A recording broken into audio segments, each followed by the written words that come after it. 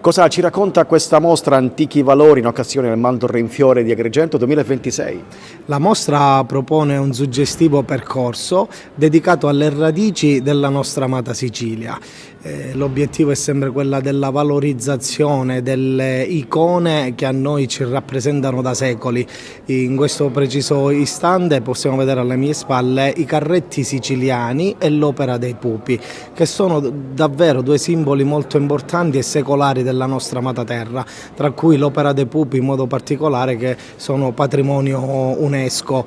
L'evento Antichi Valori non è solo la mostra che si può ammirare a partire da oggi fino a sabato sera, ma è anche un'escursione culturale, una passeggiata nel centro storico della città di Agrigento. A breve qua arriveranno le scuole che hanno aderito a questa iniziativa, guidati dal professore Elio Di Bella. In questo momento stanno visitando la cattedrale di Agrigento, a seguire andranno presso la chiesa Santa Maria dei Greci e concluderanno il loro viaggio culturale della nostra splendida Girgenti qua nel chiostro del comune di Agrigento, dove sempre il professore Elio Di Bella continuerà e finirà la sua storia, il suo itinerario con il racconto della valorizzazione dei carretti siciliani e dell'Opera dei Pupi. Quale messaggio intende lanciare questa mostra?